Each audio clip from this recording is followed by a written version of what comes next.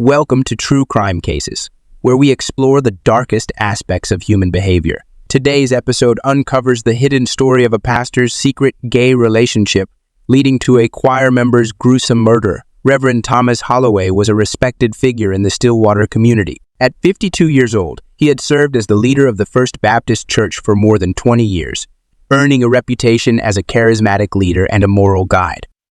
With his salt and pepper hair, warm brown eyes, and a kind demeanor, Reverend Holloway was deeply loved by his congregation of over 500 members. He was married to Melissa Holloway, a 50-year-old elementary school teacher known for her kind heart. Together, they had two grown children, Emily, 28, and Michael, 25. The Holloways appeared to be the ideal Christian family, actively participating in church activities and always willing to help those in need. Thomas and Melissa had met in college, both pursuing degrees in theology at Oklahoma Baptist University. Their relationship blossomed quickly, fueled by their shared faith and common goals, culminating in a beautiful wedding at Melissa's hometown church in Tulsa. Over the years, they built a life centered around their faith and dedication to community service, becoming well-known figures in Stillwater social and religious circles. But beneath this facade of respectability, a storm was brewing that would soon devastate not only the Holloway family, but also the entire Stillwater community. Enter James Martinez, a 34-year-old choir member who had joined the church 3 years ago. With his striking good looks, melodious tenor voice, and friendly personality, James quickly became a favorite among the congregation. He was single, worked as a graphic designer, and volunteered his time to create the church's weekly bulletins and promotional materials. James had relocated to Stillwater from Dallas, Texas, hoping for a fresh start after a difficult breakup. He had grown up in a conservative Catholic family and had struggled for years to reconcile his faith with his sexuality. What no one knew was that James was hiding a secret. He was gay, a truth he had concealed from his conservative Christian community. For years, James had wrestled with his sexuality, praying for guidance and trying to suppress his true feelings. But when he met Reverend Holloway, everything changed. The pastor and the choir member began spending more time together, initially under the pretense of working on church projects. Late nights at the office evolved into intimate conversations, shared secrets, and eventually a physical relationship. For 18 months, Rev. Holloway and James engaged in a clandestine affair, meeting in secret and hiding their true feelings from the world. As their relationship deepened, so did their emotional connection. Reverend Holloway found himself caught between his obligations to his family and church and his deepening love for James. The younger man, in turn, began to dream of a future where they could be together openly. But secrets have a way of surfacing, and on a crisp autumn morning in October 2023, the truth would be revealed in the most horrific manner imaginable. It was Melissa Holloway who made the gruesome discovery. Worried that her husband hadn't returned home the previous night, she drove to the church early that morning. As she neared the pastor's office, she noticed the door was slightly ajar. What she saw inside would haunt her for the rest of her life. Reverend Thomas Holloway lay sprawled across his desk, his once pristine suit now soaked in crimson. A heavy brass crucifix, usually hanging on the wall behind his desk, lay beside him, its base smeared with blood. The walls were splattered with red, and amidst the chaos, a Bible lay open on the floor, its pages torn and stained with blood. Melissa's anguished screams echoed through the empty church, drawing the custodian to the scene. Within minutes, the quiet morning was pierced by the sound of sirens as police and paramedics rushed to the church. Detective Lisa Ramirez, a seasoned investigator with the Stillwater Police Department, quickly took charge of the case. At 43, Detective Ramirez had witnessed many gruesome crime scenes, but the savagery of this attack shocked even her. As she surveyed the pastor's office, she realized this would be no ordinary investigation. The brutality of the assault suggested a crime of passion, but who could harbor such intense hatred toward the beloved pastor? As news of Reverend Holloway's murder spread, shockwaves reverberated through Stillwater. The tight-knit community struggled to grasp how such a horrific act could have occurred within the sacred walls of their church. Parishioners gathered outside, some weeping openly, others standing in stunned silence. The local news stations, Coco TV and Core, quickly dispatched reporters to the scene, their live broadcast spreading the shocking news across Oklahoma. The investigation commenced in earnest. Detective Ramirez and her team meticulously combed through the crime scene, gathering DNA samples, fingerprints, and other critical evidence. The murder weapon, the brass crucifix, was carefully bagged and sent to the lab for analysis. Security camera footage from the church and nearby businesses was collected, in hopes of revealing who might have entered or exited the building on that fateful night. Interviews with church members painted a portrait of Reverend Holloway as a kind and compassionate leader, someone who had positively impacted countless lives through his ministry. No one could comprehend who would wish to harm him. Yet, as the investigation progressed, cracks began to form in the pastor's seemingly perfect image. Several parishioners mentioned that Reverend Holloway had seemed distracted in recent months, sometimes appearing tired or preoccupied during services. Others recalled seeing him engaged in deep, hushed conversations with James Martinez, the choir member. While none thought much of it at the time, these observations now took on a new significance. As the police dug deeper into Reverend Holloway's personal life, they uncovered financial irregularities within the church accounts. Small amounts of money had been withdrawn regularly over the past year, adding up to a significant sum. This revelation tarnished the pastor's reputation and opened up new paths for investigation. Meanwhile, James Martinez was nowhere to be found. He hadn't shown up for work the day after the murder, and calls to his cell phone went straight to voicemail. When the police visited his apartment, they found it deserted, with signs of a rushed departure. Clothes were scattered around, drawers were left open, and his passport was missing. James quickly became the prime suspect. As the investigation progressed, Detective Ramirez discovered a trail of encrypted emails between Reverend Holloway and James, dating back over a year. Once decrypted, the contents of these messages revealed the true nature of their relationship. The emails spoke of secret meetings, shared dreams, and a love that could not be openly acknowledged. The community was shaken by these revelations. Many parishioners refused to believe that their beloved pastor could have been involved in a gay affair, let alone embezzled church funds. Others felt betrayed, their faith shaken by the hypocrisy of a man who had preached against homosexuality from the pulpit while secretly living a double life. Melissa Holloway, devastated by both her husband's death and the exposure of his secret life, withdrew from public life. She refused to speak to the press or even to many of her former friends. Instead, she sought solace in the company of her children, Emily and Michael Holloway, struggling to cope with the loss of their father and the shattering of their family's image. Closed ranks around their mother, fiercely guarding her privacy. As days turned into weeks, the search for James Martinez intensified. His face was plastered across news channels and social media, and a nationwide manhunt was launched. Tips poured in from across the country, but each lead ended in disappointment. The FBI joined the investigation, bringing additional resources and expertise to the case. The Stillwater community, once united in their grief, began to splinter. Some parishioners stood firmly by the Holloway family, choosing to remember Reverend Thomas as the caring pastor he had been for so many years. Others felt deeply betrayed, their trust in religious leadership shaken to the core.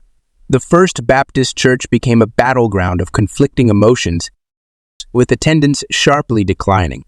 Many members struggled to reconcile their faith with the unfolding scandal. Local LGBT organizations saw an opportunity to advocate for greater acceptance and understanding within the community. They organized vigils and discussion groups, hoping to use the tragedy as a catalyst for change. However, their efforts were met with resistance from the more conservative factions of the community, who viewed the scandal as a vindication of their beliefs about the dangers of homosexuality. The case attracted national attention, with major news outlets converging on the quiet Oklahoma town found itself at the center of a media frenzy, with reporters digging into every aspect of Reverend Holloway's life and the church's history. The pressure on local law enforcement to solve the case grew with each passing day. As the investigation continued, Detective Ramirez and her team uncovered more about James Martinez's background. They learned of his troubled past in Dallas, including a history of depression and a brief stint in therapy. Interviews with James Martinez's former colleagues and acquaintances revealed a man deeply conflicted, struggling to reconcile his faith with his sexuality. The investigation also took a startling turn when forensic accountants uncovered that the money siphoned from the church accounts had been funneled into a separate bank account under an alias. This account had been used to rent a discreet apartment, on the outskirts of Stillwater, which served as the secret meeting place for Reverend Holloway and James when police searched the apartment. They found undeniable evidence of the affair: love letters, intimate photographs, and personal belongings of both men. The discovery sent shockwaves through the investigation team, and when leaked to the press, it shook the entire community to its core. Then, an unexpected breakthrough came. A motel owner in Tulsa, Oklahoma, recognized James from the news and immediately alerted the authorities. Although James had fled by the time police arrived, he left behind a critical piece of evidence: a journal detailing his tumultuous relationship with Reverend Holloway and the events leading up to the murder. The journal painted a vivid picture of a love affair marked by intense passion, deep emotional conflict, and growing despair. James wrote of his early infatuation with Rev. Holloway, the exhilaration of their secret rendezvous, and the unbearable pain of living a double life. As time went on, the tone of the entries darkened. James expressed mounting frustration with the pastor's reluctance to leave his wife and publicly acknowledge their relationship. He chronicled their heated arguments, the broken promises, and his deepening sense of betrayal. The final, written on the night of the murder, was particularly chilling, foreshadowing the tragic events that would soon unfold.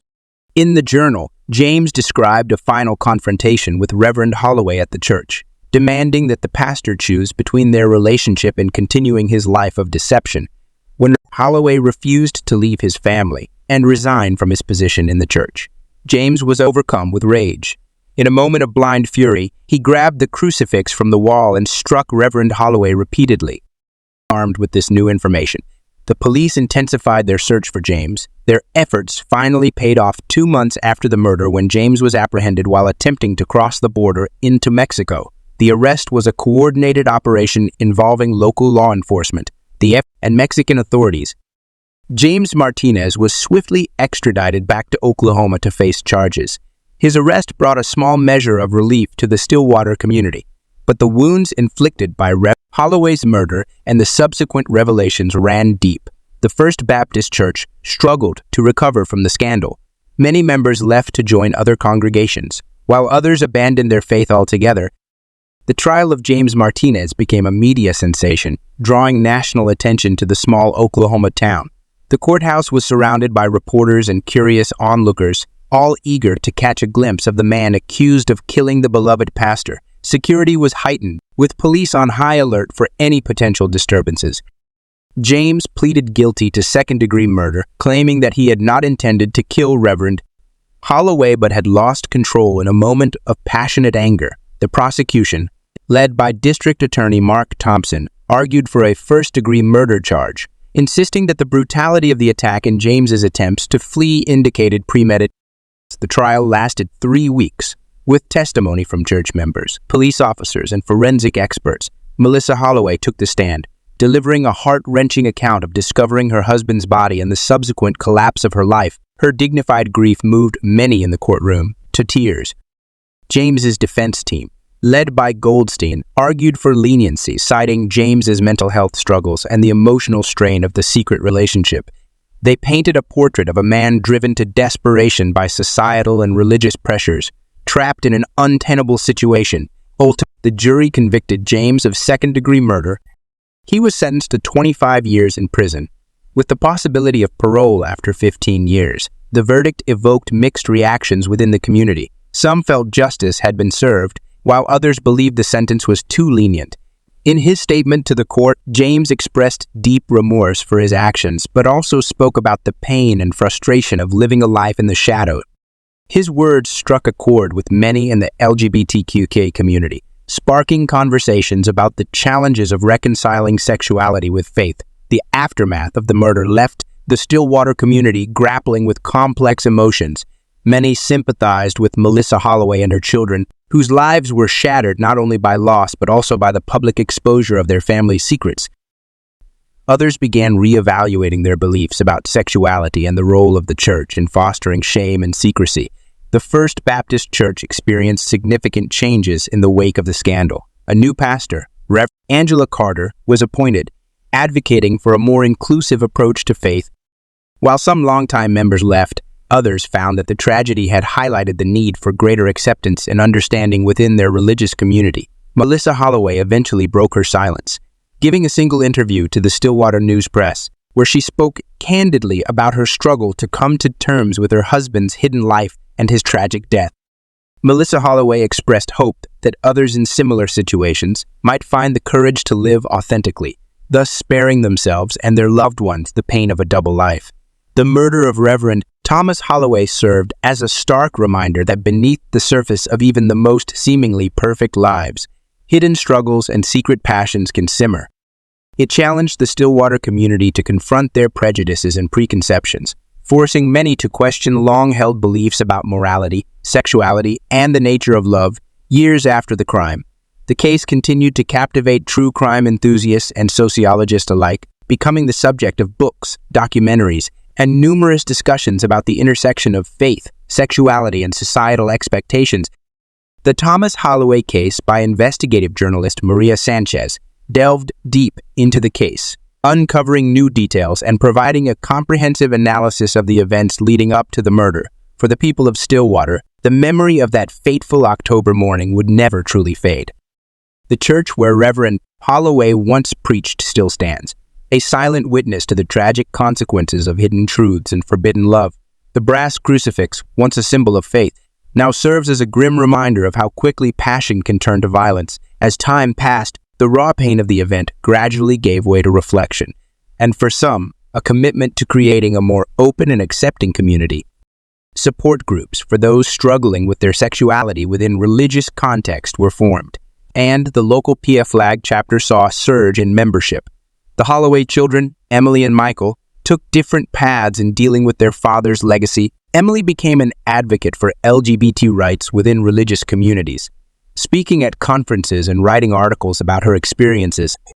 Michael, on the other hand, distanced himself from organized religion, moving to California to start a new life away from the shadows of the past. Melissa Holloway found solace in her work, growing into teaching and mentoring troubled youth. She became a respected figure in the community, known for her resilience and compassion.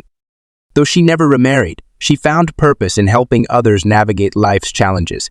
The case of Reverend Thomas Holloway and James Martinez became a cautionary tale, not just about the dangers of living a double life, but also about the importance of fostering a society where people feel safe to be their authentic selves.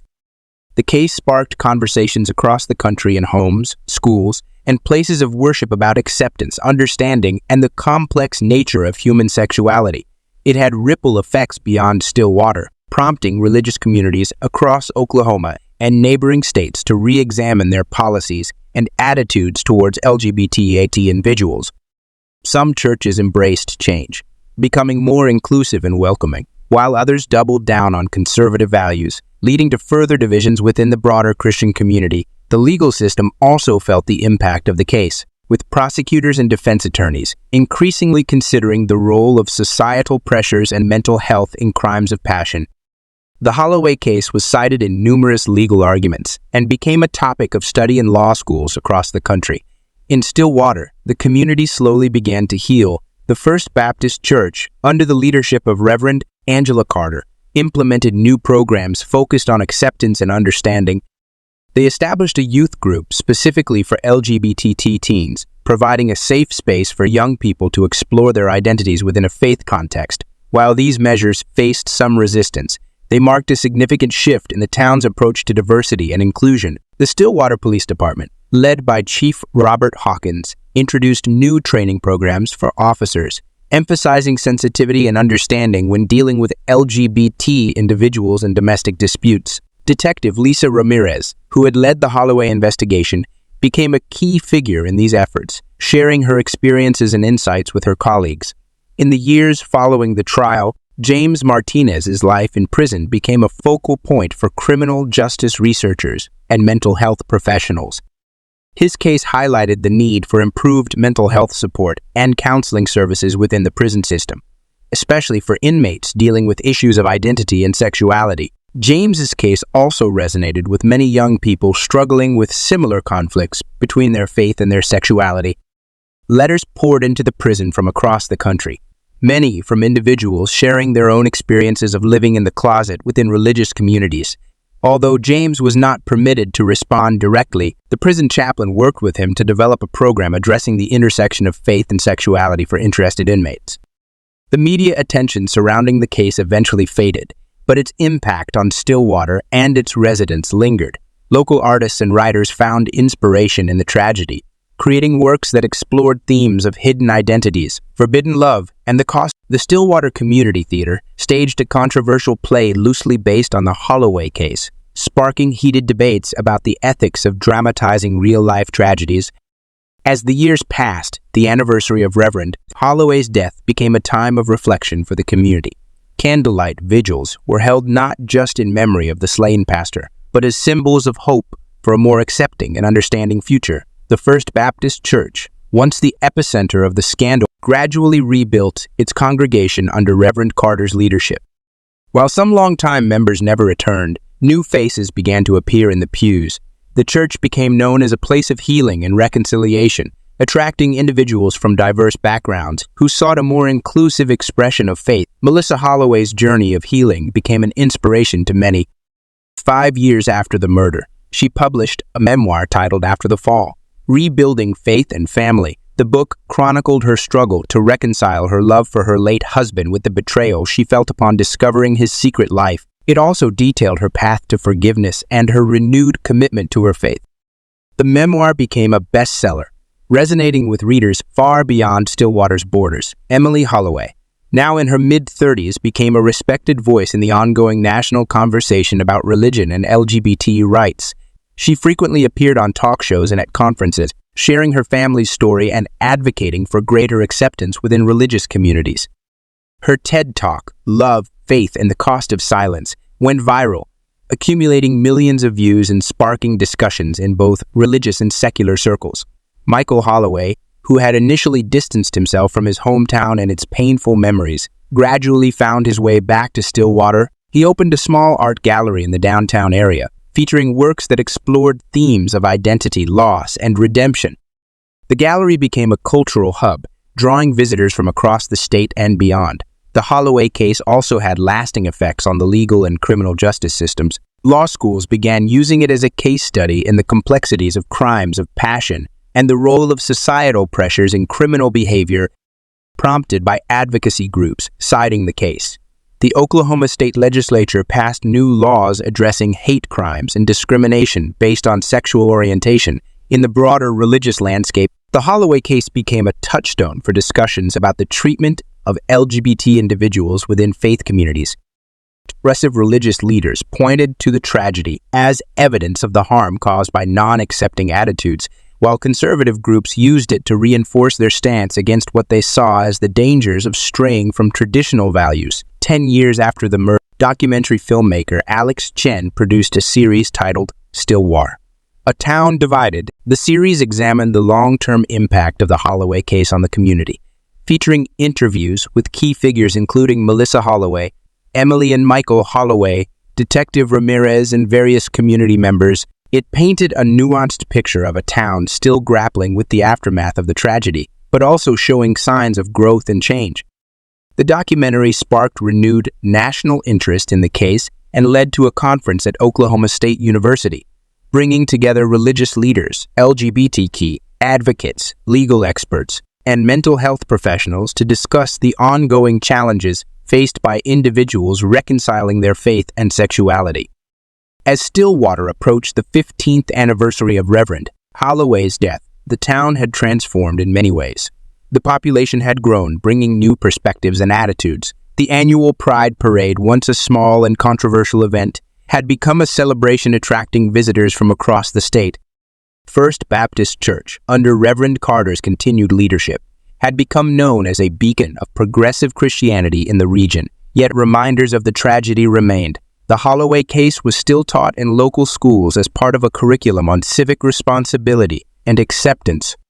The brass crucifix, the murder weapon, was now housed in the Stillwater Museum of History, a somber artifact that continued to draw visitors and spark conversations. James Martinez, now in his late 40s, remained in prison, where he had become a model inmate, leading support groups and working with the prison ministry. His case continued to be cited in debates about sentencing reform and rehabilitation, As this chapter of true crime cases comes to a close, we're left to ponder the far-reaching consequences of hidden truths and societal pressures. The case of Reverend Thomas Holloway, James Martinez, and the town of Stillwater serves as a powerful reminder of the complexity of human nature and the ongoing struggle for acceptance and understanding in our communities. The tragedy that unfolded in this quiet Oklahoma town touched countless lives, challenging long-held beliefs and pushing a conservative community toward greater acceptance and understanding. While the cost was undeniably high, many in Stillwater began to see that from the darkness of this horrible crime. A light of compassion and inclusivity had begun to shine. As we reflect on this case, we're reminded that beneath the surface of every community, every family, and every individual, there may be untold stories waiting to emerge, for better or for worse. The legacy of the Holloway case continues to resonate, a testament to the enduring impact of one community's struggle with love, faith, and the price of secrecy. As we explored the complex and tragic case of Reverend Thomas Holloway and the Stillwater community, we hope this tale has not only captivated you, but also prompted reflection on the deeper issues it raises about society, faith, and human nature.